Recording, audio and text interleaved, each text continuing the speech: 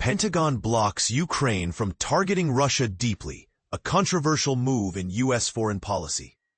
U.S. defense officials have quietly halted Ukraine's ability to deploy American-made long-range missiles, such as the Army Tactical Missile System, Atacms, to strike targets within Russia since late spring, according to a report. This decision aligns with the Trump administration's broader strategy to pressure Russian President Vladimir Putin into engaging in peace talks. As outlined in a recent article, the report highlights a critical tension between U.S. military interests and geopolitical diplomacy. The Wall Street Journal reveals that the Pentagon has implemented a review mechanism overseen by Elbridge Colby, the Undersecretary for Policy, to determine when U.S. long-range weapons or those provided by European allies can be used.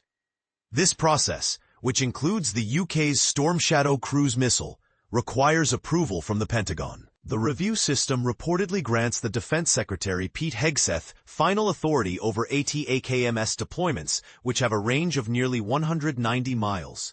Ukraine previously had authorization from the Biden administration to use these missiles against Russian targets in November, following North Korean troop movements into the conflict. Trump's administration has long debated the merits of this policy.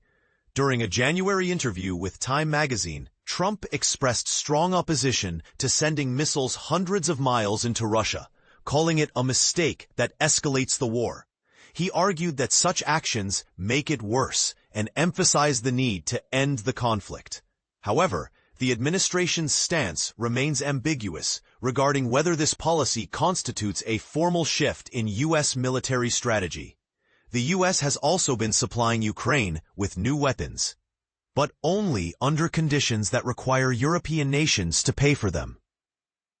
While Trump has hinted at reluctance to provide longer-range weapons targeting Moscow, U.S. officials confirmed that the administration has approved the sale of 3,350 extended-range attack munitions, ERAMs, which have a range of 280 miles. This move underscores the growing reliance on Western arms, while the U.S. itself faces dwindling stockpiles. White House Press Secretary Karoline Leavitt stated that Trump has consistently advocated for an end to the Ukraine war, emphasizing no changes in U.S. military posture toward Russia. Yet, during recent negotiations between Russian President Putin and Ukrainian leader Zelensky, Trump reiterated his belief that Ukraine must play offense to defeat Russia.